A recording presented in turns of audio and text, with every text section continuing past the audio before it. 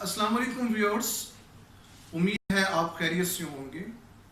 मुझे number of curies मिल रही हैं अक्रॉस द पाकिस्तान कि पब्लिक स्पीकिंग का जो सेशन 1 हमारा हुआ था, तो दोस्तों का, ख़ास तौर पे टीचर्स का, स्टूडेंट्स का ये कहना है कि इसका आप सेशन हमें और दें, पब्लिक स्पीकिंग सेशन 2। आज हम पब्लिक स्पीकिंग पार्ट 2 यानी कि सेशन 2 पे बात करेंगे और आज हम कोशिश करेंगे कि हम सेशन 1 में जो हमने बातें की उनको आगे लेके चलें। सेशन 1 में व्यूअर्स, आपको याद होगा मैंने बात की थी स्पीड की, कि आपकी स्पीड में आपकी सिलेक्शन और कलेक्शन ऑफ वर्ड्स की मैंने बात की थी, आपके फ्लो और एक्सीलरेशन की मैंने बात की थी, मैंने सर्जिंग की बात की थी, मैंने आपके फर्स्ट एपिसोड के अंदर स्पीड की बात, आपकी बॉडी लैंग्वेज की बात की थी। बॉडी लैंग्वेज में हमने जेस्चर की, पोस्चर की बात की थी, हमने वर्बल की और नॉन वर्बल कम्युनिकेशन की अहमियत की बात की थी, हमने उसके बाद थर्ड फेज में आई कांटेक्ट की बात की थी। हमने आई कांटेक्ट पे बात की थी कि ऑडियंस को एंगेज करने के लिए आई कांटेक्ट का बेहतर होना और ठीक होना किस कदर ज़रूरी है। और फिर हमने प्रैक्टिस की बात की थी कि जितनी प्रैक्टिस आपकी बढ़ती जाएगी उतना ही आपके अंदर कॉन्फिडेंस आता जाएगा। हमने परफेक्शन की बात की थी। हमने बहुत सारी बातें इसके सेशन 1 में की हैं। आज हम आपको सेशन 1 के बाद सेशन 2 में जहाँ से लेकर स्टार्ट कर रहे हैं, आज की जो हमारी पहली बात होगी, जो यकीनन आपके लिए बहुत बेहतर होगी, वो है आपका स्टेज फियर। बहुत सारे स्टूडेंट्स, मैंने बताया, डिफरेंट यूनिवर्सिटीज़ और डिफरेंट कॉलेजेस से, और बहुत सारे यूथ के लोग, स्टूडेंट के अलावा जिसमें टीचर्स भी आ जाते हैं, ट्रेनर्स भी आ जाते हैं, इवन के हाउस वाइफ्स भी, वो हमसे मुसलसल ये रब्ता कर रहे हैं कि स्टेज फियर जो इस पे बात की जाए। आज हम स्टेज फियर और इसके साथ 4-5 और बातों को हम ऐड करेंगे। सबसे पहले स्टेज फियर में जो सबसे ज़रूरी चीज़ है व्यूअर्स, जो आपने जिसका बहुत ख़ास ध्यान करना है जब भी आप स्टेज फियर मैनेजमेंट की बात करते हैं, तो सबसे पहले है बिल्ड कॉन्फिडेंस। देखें, अगर आपको मौका मिला है स्टेज को फेस करने का, ऑडियंस को फेस करने का, आप स्टेज पे जाना चाह रहे हैं, तो आप अंदर कॉन्फिडेंस लेके आए। कॉन्फिडेंस को बिल्ड करना है। देखें, अगर आप कॉन्फिडेंस शेकी होएगा, आप घबराहट का शिकार होंगे, स्ट्रेस का शिकार होंगे, तो आप बात नहीं कर पाएंगे। तो कॉन्फिडेंस को बिल्ड करना कोई मसला नहीं है। आपको अपनी ज़ात पे यकीन होना चाहिए। Believe in your self. अगर आपको अपनी ज़ात पे यकीन होगा तो आप यकीन जाने, आप बिल्कुल नहीं घबराएंगे। तो कॉन्फिडेंस को बिल्ड करना हमारे अपने हाथ में है। जितनी अच्छी तैयारी के साथ आप स्टेज पे जाएंगे, जितना अच्छा होमवर्क किया होगा, जितना अच्छा एजेंडा होगा, जितनी अच्छी फॉर्मेटिंग होएगी, आप बिल्कुल नहीं घबराएंगे। सबसे पहली बात स्टेज फेयर में बिल्ड कॉन्फिडेंस, और ये आपके अपने हाथ में। Whatever you have in your heart, just pull it out. The more you speak out, the more you gain confidence. जिस कदर आप बात करते हैं, जिस कदर आपकी बात में तनव्वुर होता है, जिस कदर बात बेहतर होती है, आपके कॉन्फिडेंस में इजाफा होता रहता है। तो याद रखिए, कॉन्फिडेंस जो है वो आपके अपने हाथ में है। तो हमने पहली बात क्या की स्टेज फियर में, कि आपने कॉन्फिडेंस को बिल्ड करना है, और जो इंतहाई आसान है। जब आप कॉन्फिडेंस को बिल्ड कर लेते हैं, ये बिल्ड करने की पोजीशन में आ जाते हैं, तो स्टेज फियर में जो सेकंड हमारी बात आती है व्यूअर्स, वो हमारा है shift focus, fear to purpose. ये फोकस करना है आपने फियर टू पर्पस।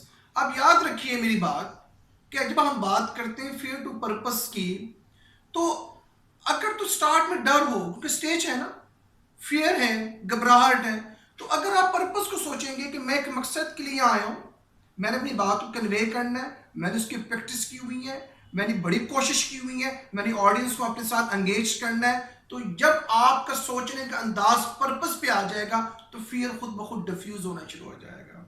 हम जब फियर को अपने ऊपर ले आते हैं, ये सुपरसीड कर देता है तमाम बातों के ऊपर, तो फिर हम खौफजदा हो जाते हैं।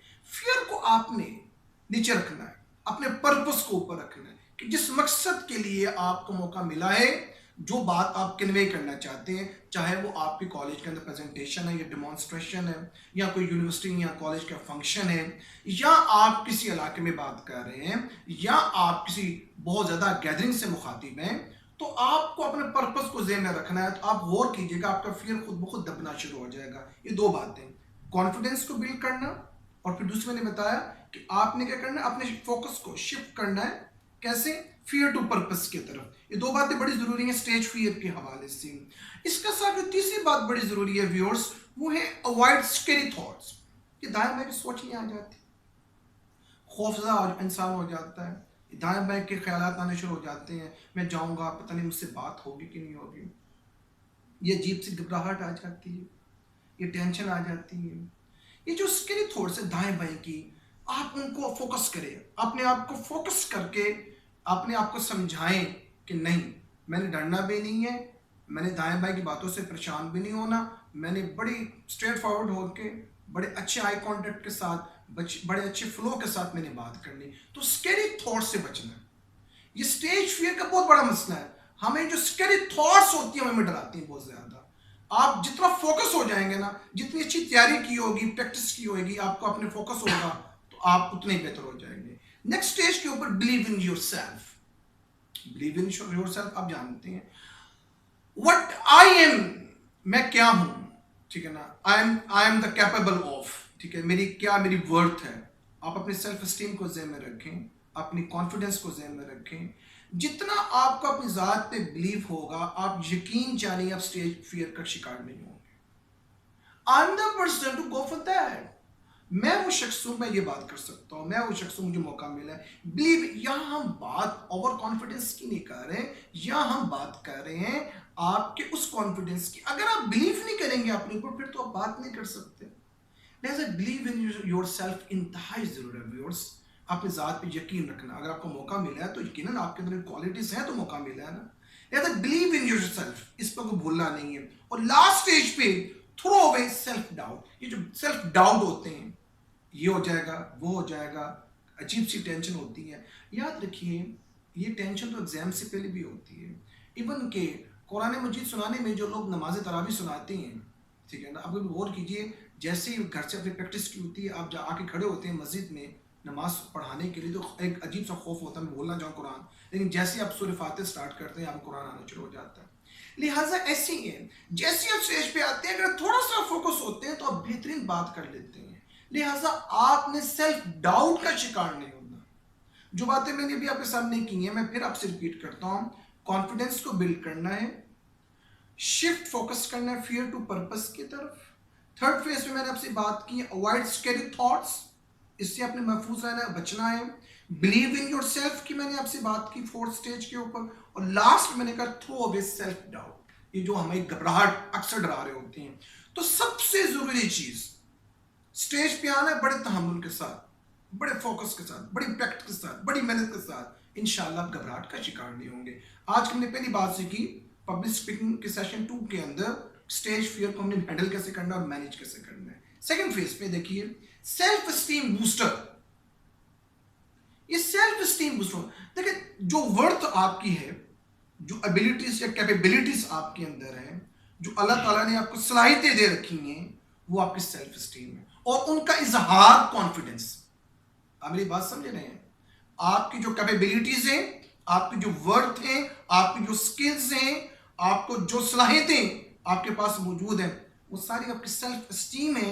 और जब उनको आप पब्लिकली इजहार करते हैं तो आपका कॉन्फिडेंस बन जाता है। तो सेल्फ एस्टीम को बेहतर करने के लिए पब्लिक स्पीकिंग के फेज के अंदर के कॉन्टेक्स्ट में क्या चीजें जरूरी हैं उसको भी देखने की जरूरत है। मिसाल के तौर पे नो योर रियल स्ट्रेंथ, आपको अपनी रियल स्ट्रेंथ का पता हो। मिसाल के तौर पे हम अक्सर बात करते हैं मैपिंग योर स्ट्रेंथ्स। जब भी आप स्ट्रेंथ्स की बात करते हैं, क्या आप एंथुसियास्टिक नहीं है, क्या आप सिंसियर नहीं है, क्या आप लॉयल नहीं है, क्या आप डेडिकेटेड नहीं है, क्या आप इनर्जेटिक नहीं है, क्या आप कमिटेड नहीं है, क्या ये सारी क्वालिटीज आपके अंदर पाई जाती है? क्या आप स्मार्ट वर्किंग नहीं कर सकते, क्या आप हार्ड वर्किंग नहीं कर सकते? आप ये बताइए, ये सारी चीजें जो मैंने आपको बताई हैं ये आपकी स्ट्रेंथ्स हैं। इसके अलावा आपकी पोटेंशियल स्ट्रेंथ्स भी होती हैं। ये तो मेरी स्ट्रेंथ्स है ही, लेकिन अगर मैं कोशिश करूं तो मैं इसके साथ साथ ये चीज भी हासिल कर सकता हूं, ये चीज भी हासिल कर सकता हूं। तो अपनी स्ट्रेंथ्स को जानने वाला शख्स कभी भी परेशान नहीं होता। तो हमने पहली बात सेल्फ स्टीम में क्या सीखी कि अगर आपने सेल्फ स्टीम को बूस्ट करना है तो अपनी स्ट्रेंथ्स को जानने की कोशिश कीजिए। जो स्ट्रेंथ्स आपकी हैं, एक आप ग्राफ बनाएं कि ये मेरी स्ट्रेंथ्स हैं, इनको मैंने इस अंदाज में एक्सेलरेट करना है। अब मेरी बात समझ रहे हैं? पहली बात। सेकंड स्टेज के ऊपर सेल्फ स्टीम बूस्टर में डेवलप योर स्किल।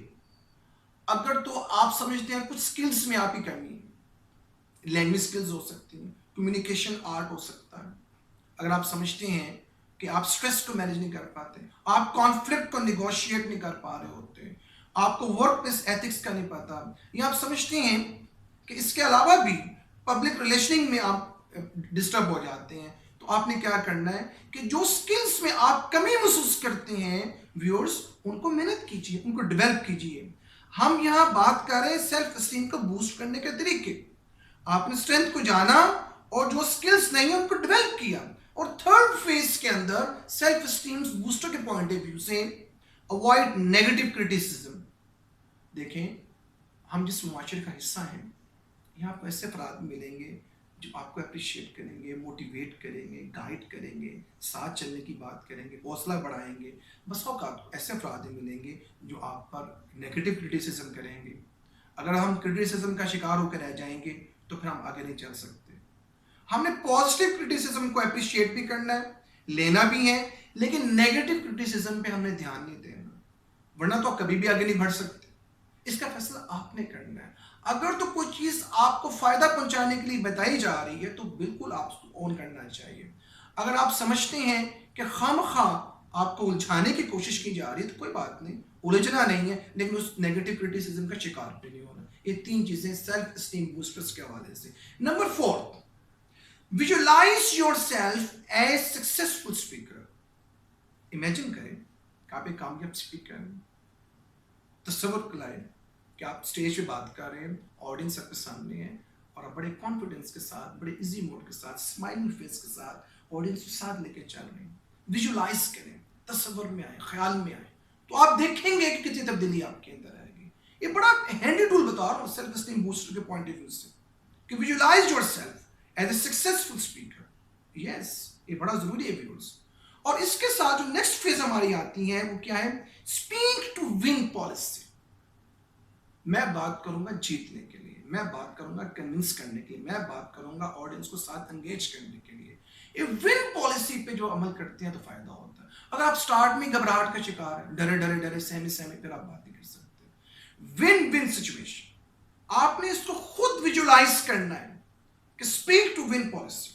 मैंने बात करना है कामयाबी के लिए, मैं बात करूंगा अपने आप को मनवाने के लिए, मैं अच्छी बात करूंगा, कन्विंसिंग अंदाज में बात करूंगा। ये चीज भी आपके सेल्फ स्टीम को बूस्ट करने में आपकी मदद करेगी।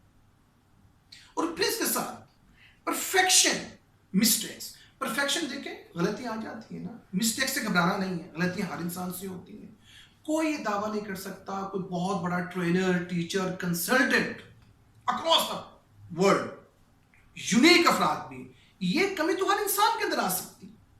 लिहाजा परफेक्शन वक्त के साथ साथ आती है। जल्दी घबराहट का शिकार नहीं होना, जल्दी घबराहट का शिकार नहीं होना।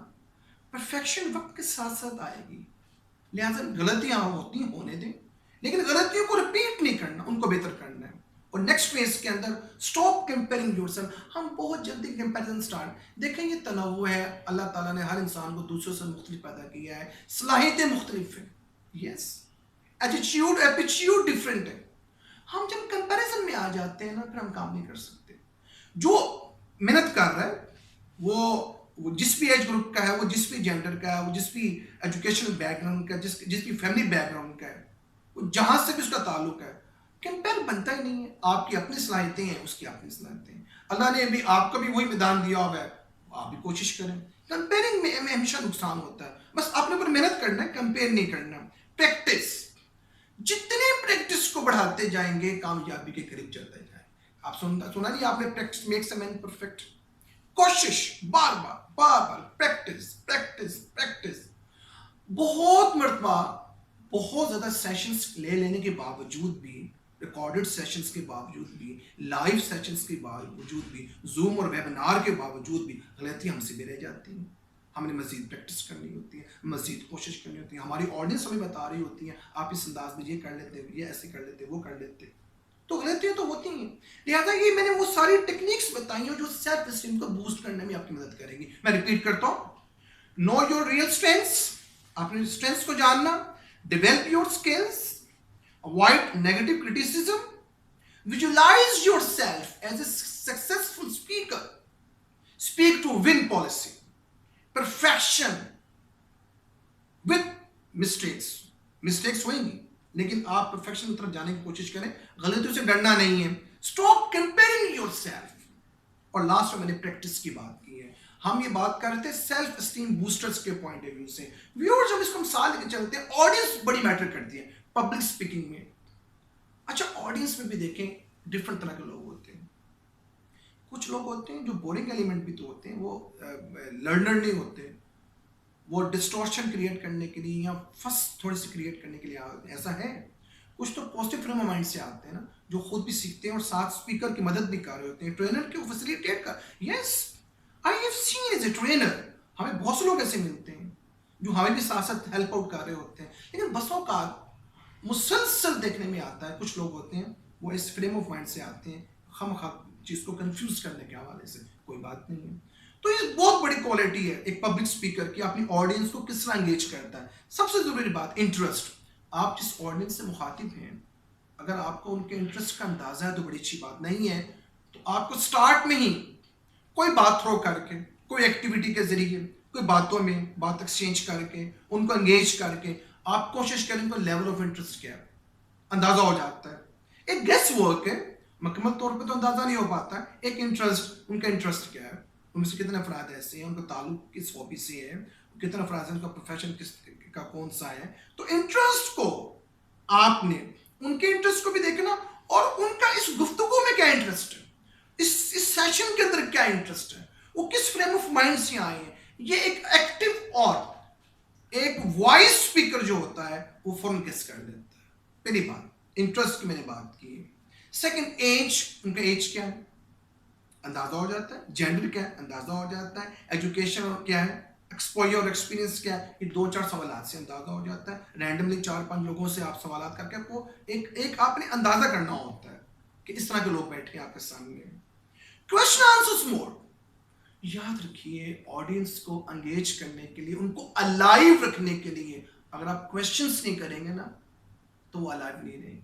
क्वेश्चन से मुराद ये नहीं कि किसी को हम डिस्टर्ब करें या हमारी गुफ्तगू से डिप्रेस हो जाए, हल्का फुल्का क्वेश्चन उसको एंगेज करने के लिए, उसकी तवज्जो को लेने के लिए। मैं अक्सर अपने सेशंस में जब मैं देखता हूँ कि बैक रोज के अंदर अगर मैं महसूस कर रहा हूँ कि शायद कोई फोकस नहीं कर रहा अच्छे तरीके से, तो मेरी आदत होती है मैं मूव करता हूँ। मैं खड़े होकर बात नहीं करता, मैं मूव करता हूँ। मैं जाके उन लोगों से बराह रास्त उनकी टेबल पे, उनकी चेयर पे सवाल कर लेता हूँ। उसका फायदा ये होता है वो पूरे सेशन में आपके साथ मतवज्जो रहते हैं। तो क्वेश्चन आंसर्स इंतहाई जरूरी है ऑडियंस के एंगेजमेंट में। असेसमेंट टूल्स बता रहा हूँ ऑडियंस के हवाले से। फिर एटीट्यूड टुवर्ड्स स्पीच कंटेंट, जो स्पीच आप कर रहे हो, जो कंटेंट आप लेके चल रहे हैं, उसकी तरफ आपकी ऑडियंस का एटीट्यूड क्या है, ये असेसमेंट आपने करनी है। किस अंदाज में ये अंदाजा हो जाता है। अगर तो वो दिलचस्पी का इजहार कर रहे होंगे, उनके चेहरे पे मुस्कुराहट भी होंगे, वो क्वेश्चंस भी करेंगे और उनका आई कांटेक्ट मुसलसल आपकी तरफ होगा और वो सीखने की नीयत से वो लिख पे नोट्स भी बना रहे होंगे। कहीं कभी महसूस करते हैं तो उसको आप एंगेज करना एक अच्छे स्पीकर का काम है कि किस तरह आपने एग्जाम्पल दे के चीज़ों को रिलेट करके, आर्गुमेंटल होके किस तरीके से आपने चीज़ों को रिलेट करके साथ लेके चलना, ये एक अच्छे स्पीकर की निशानी है। और लास्ट पे डिस्टर्बिंग फैक्टर्स, मैंने बताया कुछ ऑडियंस ऐसे अफराद हैं जो डिस्टर्ब करते हैं, होता है हमारे साथ भी होता है, इस स्टेज भी होता है। ये आपका अकल है या आपकी जहानत है, आप उनको कैसे लेके चलते हैं। देखिए जी, जो बात सुनने आए वो तो सुन के चले जाएंगे, मज़ा तो ये है ना जो सुनने नहीं भी आए आप उनको भी सुना के भेजें, वो भी आपके दोस्त बन जाए, वो भी आपकी गर्विता हो जाए, वो बार बार आपसे रब्ता करें। और ऐसा हमने देखा है, ऐसा होता है। थोड़ी सी मेहनत चाहिए, बस एंगेज करना है। डिफरेंट एक्टिविटीज़ हैं, मैंने बताया बातचीत है, क्वेश्चन आंसर्स हैं, एक्टिविटीज थ्रू कर दें, उनको एंगेज कर दें, किसी को स्टेज पे बुला दें, खुद पास चले जाएं, एक्टिविटी करवा दें। 100 तरह की एक्टिविटीज़ हैं, वो जाग जाएंगे, वो एक्टिव हो जाएंगे। यस, ये जगाना भी तो स्पीकर की है ना, ये भी तो आप पे डिपेंड करता है। तो ऑडियंस की एंगेजमेंट अगर ना रही और आपने असेसमेंट टूल पे काम ना किया तो आप नुकसान उठा लेंगे। ऑडियंस को असेस करना इंतहाई जरूरी है। मैं उम्मीद करता हूं कि आप मेरी गुफ्तगू को तरतीब से लेके चल रहे हैं। मैंने स्टेज फियर की बात की, उसके कंटेंट की बात की, मैंने सेल्फ स्टीम बूस्टर्स की बात की, और यहाँ मैंने ऑडियंस असेसमेंट टूल्स की बात की कि कौन कौन से असेसमेंट टूल्स हैं, हमने तफसील से इनकी बात की। अब इसके साथ जो चीज़ लिंक करती हैं पब्लिक स्पीकिंग के हवाले से, कंटेंट प्रिपरेशन टूल। आप जब अपना कंटेंट तैयार करते हैं तो कौन सी चीज़ें हैं जो आपने मलूज़ खाते रखनी है। मिसाल के तौर पे रिसर्च, मैं जो बात करने जा रहा हूँ इस पर मेरी रिसर्च है। मैंने किन बुक्स को पढ़ा, किन ऑथर्स को पढ़ा, मैंने किन को लाइव सुना, मैंने लेक्चर्स किन के गूगल से, यूट्यूब से लेक्चर्स लिए, सुना उनको, मैंने अपना रिसर्च वर्क कंप्लीट किया, मेरे पास दाएं से बाएं से, ये बड़ा ज़रूरी है। आज भी स्टेज पे अगर हमें किसी टॉपिक पे बात करना होती है और मुतअद्दिद मरतबा से बात कर चुके होते हैं, आप इसी की मिसाल ले लीजिए जो भी मैं आपसे बात कर रहा हूँ, मैंने इस पर पढ़ा भी, मैंने इस पर रिसर्च भी की, मैंने डिफरेंट वीडियोस भी देखी, मैंने वो अक्रॉस द वर्ल्ड मैंने देखा कि पब्लिक जो अच्छे पब्लिक स्पीकर हैं उनका कंटेंट कैसा है। यस, तो बड़ा ज़रूरी है, ये कट पेस्ट नहीं है, ये आपका ओपिनियन का पूल में ऐड करना है। यस, आप अपने आप को वैल्यू देते हुए लर्निंग कर रहे हैं, ये तो लर्निंग है, ये तो सीखना है आपने, इसी को तो एक्सेलरेट करना है। लिहाजा रिसर्च बहुत ज़रूरी है जब भी आपने कंटेंट तैयार करना है। Number 2, make focus point. जो आपके की पॉइंट है, फोकस पॉइंट, अब सारी बात तो फोकस नहीं होती, जब हेडिंग्स या बुलेट्स कहते हैं उनको आपने फोकस पॉइंट्स को अच्छे तरीके से तैयार करना है और उसको बुनियाद बनाकर बात को चलाना है। देखिए बात होकर चलती जाएगी, फोकस पॉइंट को बुनियाद बनाना है। व्यूअर्स याद रखें, आपने फोकस पॉइंट को अच्छे तरीके से बनाना है, ये आप पे डिपेंड, वो फोकस पॉइंट जो कंटेंट से अलाइन हो और आपकी ऑडियंस उसको ले भी, जिस मकसद के लिए आपको बुलाया जा रहा है, ये आप पे डिपेंड करता है। आप इसके लिए वही करेगा जिसने बेहतरीन तैयारी की होगी, अच्छा रिसर्च वर्क होगा, टाइम कंज्यूम किया होगा। और नंबर 3 पे, मेक लॉजिकल आर्गुमेंट्स। अब दाएं बाएं की बात नहीं, अगर आपसे कोई क्वेश्चन करे तो लॉजिकल आर्गुमेंट तो बस होने चाहिए ना। अगर आपने बात की है, बात करते हुए किसी इंजीनियरिंग पॉइंट ऑफ व्यू से बात की तो उसका आंसर भी तो इंजीनियरिंग पॉइंट ऑफ व्यू से आना चाहिए। अगर आपने कोई जेनेटिकल जीन्स की बात की तो बात भी तो उसी का आना चाहिए। आप जब लॉजिकल नहीं रहते तो फिर आप नुकसान उठाते हैं। आपके पास जो बातें आप कर रहे हैं उन तमाम सवालात आपके पास मौजूद हो, उनके जवाबात मौजूद हो, मेरी ऑडियंस में ये सवालात मुझसे किया जा सकता है, तो लॉजिकल आर्गुमेंट्स बहुत जरूरी हैं जो खुद आपने तैयार करनी है। चीजों को रिलेट करते हुए, अगर फर्ज कीजिए बात आपकी किसी खास डोमेन में हो रही है तो क्वेश्चंस भी और आपके आर्गुमेंट भी उसी डोमेन में होने चाहिए, दाएं बाएं नहीं होने चाहिए। पब्लिक स्पीकिंग के लिए इंतहाई जरूरी चीज बता रहा हूं, कंटेंट की प्रिपरेशन के अंदर focus, start and and note. हमारा स्टार्ट में इंतहाई फोकस हो, हमें अंदाजा हो कि हमारा कंटेंट क्या है, हमारा टॉपिक क्या है। जो टॉपिक देखें, मैं परफॉर्मेंस से कभी भी इनकार नहीं करता, परफॉर्मेंस की अहमियत है, बहुत अहमियत है, मैंने भी बात भी की है। परफॉर्मेंस से ज्यादा अहमियत आपके फोकस की है, टॉपिक फोकस। जितना टॉपिक को फोकस करेंगे व्यूअर्स, आप यकीन करें आप अपनी ऑडियंस को उतना ही एंगेज करेंगे। अगर आप जितनी मर्जी परफॉर्मेंस दे लें लेकिन आपका कंटेंट बेहतर नहीं होएगा, वो टॉपिक फोकस नहीं होगा, आप उनको एंगेज नहीं कर पाएंगे। और आपने कंक्लूड भी ऐसे करना, एंड नोट्स, ताकि वो कुछ सीख के जाएं आपसे। आपका अंदाज एंड नोट्स वाला होना चाहिए, यानी कि आपने उनको कंक्लूड करते करते करते कुछ चीज़ों पे लेके आना। जब समराइज करते हैं चीज़ों को और कंक्लूड करते हैं तो वो वैल्यू ऐड भी करें ताकि वो सीखें। ये वैल्यू एडिशन, लोग तो वैल्यू एडिशन के लिए आपके पास आते हैं ना, तो वैल्यू अगर आप ऐड नहीं करेंगे तो फिर भी आप अच्छी बात कन्वे नहीं कर पाएंगे। अच्छे अगर आप समझते हैं अपने आप को, अगर आप एक ग्रेड के ऊपर स्केल के ऊपर रैंक करते हैं तो हम अच्छे स्पीकर उससे कहते हैं जो एंड पे अपनी अपनी ऑडियंस को उनके नॉलेज के अंदर, उनके लर्निंग में वैल्यू ऐड करें, जो इंतहाई जरूरी है। और ऐसे बहुत सारे स्पीकर्स आप देखते हैं। रिहर्सल, कोशिश, मैंने पहले भी प्रैक्टिस की बात की है। जब भी आपने कंटेंट बनाना है उसको रख के उसकी प्रैक्टिस करनी है बार बार। मैं अभी भी 2, 4, 5, 6, 7 मरतबा उसकी कोशिश करता हूँ, उसको लिखता भी हूँ, उसके नोट्स बनाता हूँ। मुझे पूरा अंदाजा होता है, मेरे पास डॉक्यूमेंटेड चीज़ होती है, मैंने पहले ये बात करनी है, ये बात करनी है, ये बात करनी है। एक ज़हन है ना, हम भूल भी जाते हैं, इतना कुछ तो याद नहीं रह सकता। लिहाजा रिहर्सल बड़ी ज़रूरी है। जो कंटेंट तैयार करना उसकी प्रैक्टिस और रिहर्सल आपने करनी है व्यूअर्स, ये इंतहाई ज़रूरी चीज़ है। और इसके साथ साथ speaking content and time management. जब आप स्टेज पे आए, आपको टॉपिक दिया गया, अब दो चीजें आपने देखना है, आपका स्पीकिंग कंटेंट और आपकी टाइम मैनेजमेंट। इसमें जो पहली बात होगी टाइम एलोकेशन फॉर योर की टॉपिक्स एंड पॉइंट्स। आपके जो की पॉइंट्स जो आपने बनाए हुए हैं, फोकस पॉइंट्स की मैंने बात की है, आपने टाइम का एलोकेट करना है। मैंने इस पर 5 मिनट बात करनी है, 10 मिनट बात करनी है, 15 मिनट बात करनी है, ये डिपेंड करता है किस बात की किस कदर अहमियत है। चीज़ों को प्रायोरिटाइज करना, ये प्रेफरेंस आपने देनी है, इस चीज़ पे इतना टाइम लगाना है, इस चीज़ पे इतना टाइम लगाना है। ये आपने टाइम एलोकेशन अपने गुफ्तगू से पहले, स्टेज में जाने से पहले करके जाना है। यस, बस वो कहा तो आपकी ऑडियंस खुद आपको बता देती है कि आपकी ये जो चीज़ है ना, ये बड़ी मजे वाली है, इससे बड़ी बड़ी लंबी बात हो, वो अलग मामला है। लेकिन आपने टाइम मैनेजमेंट में टाइम एलोकेशन करके जाना, ये इंतहाई ज़रूरी है। हम अक्सर इसका ख्याल नहीं करते और नुकसान उठाते हैं, और एंड पे जब 5-10 मिनट रह जाते हैं, हम हैज़र्डली चीज़ों को कन्वे करते हैं और सारा इंप्रेशन लूज कर जाते हैं।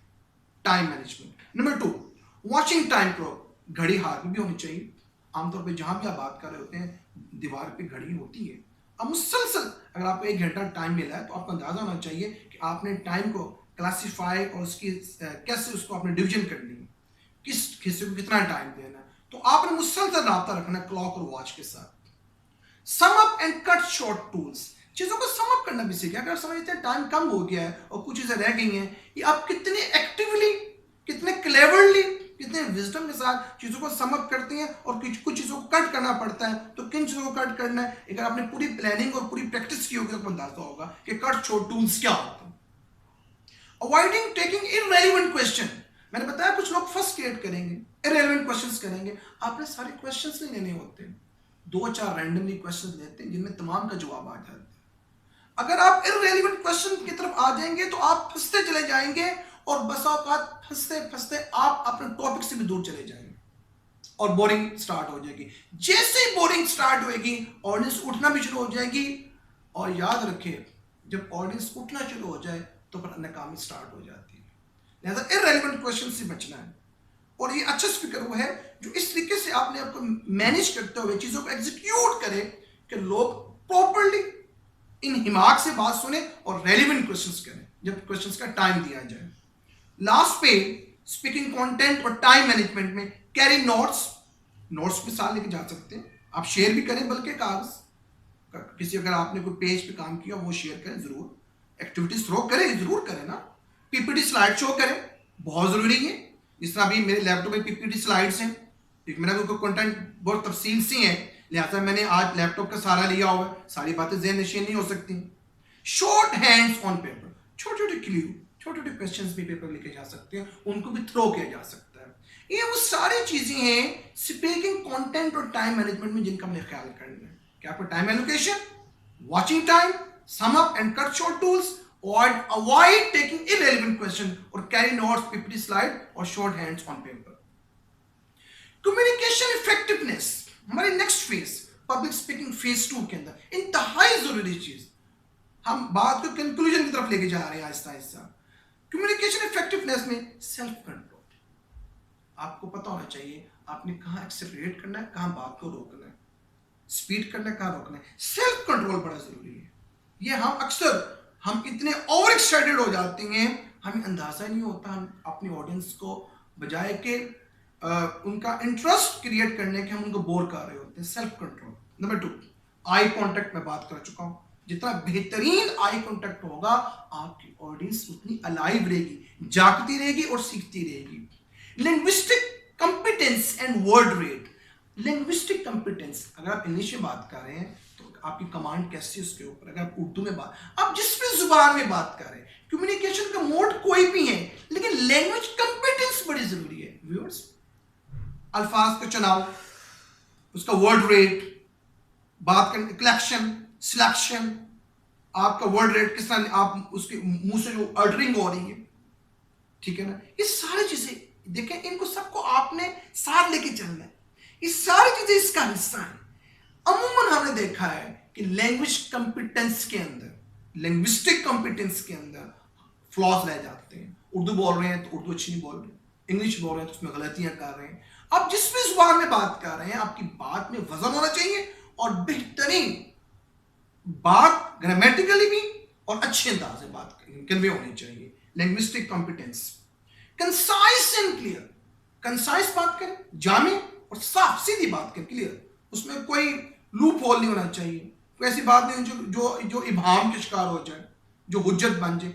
बात ऐसी हो जो बात कन्वे हो रही हो और ऑडियंस के लिए उनको उसको ऑडियंस फ्रेंडली हो, उनकी एक्सेप्टेंस हो उसके ऊपर, ये ना हो कि वो कंफ्यूज नहीं।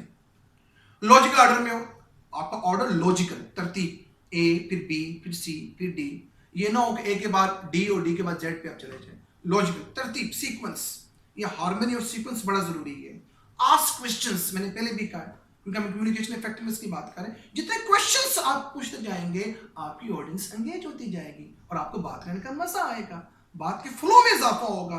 वॉइस क्वालिटी, आपकी आवाज की क्वालिटी, वॉइस क्वालिटी इतनी अच्छी हो, पिच, सर्जिंग और वॉइस क्वालिटी, कि आपकी ऑडियंस आपकी बात को समझे भी, उनकी परसेप्शन, उनकी लिसनिंग और हेयरिंग बेहतरीन अंदाज में आपको ले रहे हो। वॉइस क्वालिटी, अब वॉइस क्वालिटी में जरूरी है कि आपका इश्यू हो, जो माइक आप इस्तेमाल कर रहे हैं उसका इश्यू हो सकता है, जो स्पीकर है उसका इश्यू हो सकता है, बहुत सारे मामला हो सकते हैं। तो ये चीजें आपने अच्छी तरीके से मॉनिटर करनी है कि आपकी अपनी आवाज और जिस आप सहारा ले रहे हैं जिन गैजेट्स का, उनका अच्छा होना बड़ा जरूरी है। हम बात कर रहे थे कम्युनिकेशन इफेक्टिवनेस की। अच्छा, कुछ सवालात ऑडियंस के मेरे सेशन 1 में आए थे जिनको मैंने कंपाइल किया और मैं बहुत सारा जवाब दे चुका हूं। एक दो बातें मैं करके इसको आगे लेके चलता हूं। मसाला तौर पे, आमतौर पे जो सवालात आते हैं कि प्रेजेंटेशन से पहले एक एंजाइटी हो जाती है, कॉन्फिडेंस लो हो जाता है, आपकी हार्ट बीट बहुत तेज हो जाती है, ये होगा। लेकिन मैं यकीन से बताऊंगा, आपकी प्रैक्टिस होगी, अच्छे तरीके से रिसर्च वर्क किया होगा, मेहनत की होगी, फिल्मिंग की होगी, यानी आपने बार बार दोहराया होगा, घर में मॉक किया होगा, उसका मॉक टेस्ट किए होंगे, जैसे आप स्टेज पे आएंगे आप महसूस करेंगे कॉन्फिडेंस को गेन करना शुरू कर देंगे। आप स्टार्ट में लगेगा कि घबराहट है, डर गए हैं, परेशान हो गए, लेकिन जैसे ही आप स्टेज पे आएंगे आपके अंदर कुव्वत में इजाफा होता जाएगा। लिहाजा इस पे घबराना नहीं है। स्टार्ट देखें, कुछ लोग नर्वस स्टार्टर होते हैं बट आहिस्ता आहिस्ता वो एक्सेलरेट करते हैं, ये चीज कोई मुश्किल नहीं है। एक सवाल ये भी था, ये जो प्लेजेंट जेस्चर है प्रेजेंटेशन, वो कैसे लिया जाए? आप प्रैक्टिस से होगा। प्रेजेंट जेस्चर ऐसे, जिस तरह देखिए मैं आपसे बात कर रहा हूँ, जिस तरह जो जो आपकी बात में फ्लो आता जाता है, जो जो प्रैक्टिस बढ़ती जाती है, आप इसमें एक्सीलरेट करते जाएंगे। तो प्लेजेंट जेस्चर, जब आपके अंदर वो कमांडिंग पोजीशन होती है ना, कंटेंट अच्छा होता है, तैयारी अच्छी होती है, प्रैक्टिस की होती है, रिहर्सल की होती है, बेहतरीन मॉक टेस्ट किए होते हैं, तो खुद ब खुद ये चीज बेहतर होना शुरू हो जाती है। इस पे घबराहट के शिकार नहीं होना आपने। नंबर 3 पे मैनेजिंग मिस्टेक्स, रॉन्ग वर्ड्स हो जाएगा। मिस्टेक्स मैंने बताया, मिस्टेक होना कोई बुरी बात नहीं, हो जाता है, कोई जानबूझ को कर नहीं। रॉन्ग वर्ड्स भी आपसे मुंह से निकल जाते हैं, हमारे मुंह से भी निकल जाते हैं। कोशिश करें जितने कम से कम हो, बट हो जाना कोई बुरी बात नहीं, उसको दोबारा रिपीट ना करें। अगर कोई गलत वर्ड निकल गया है, बस उसका यकीन जानिए ऑडियंस में हमारे लोग इसलाह कर देते हैं कि इसको अगर ऐसे नहीं ऐसे लिख लिया जाए, इसको ऐसे नहीं ऐसे बोले जाए, कोई बात नहीं है। इसके कोई बहुत बड़ा इशू नहीं है, इसको मैनेज किया जा सकता है, ठीक है ना।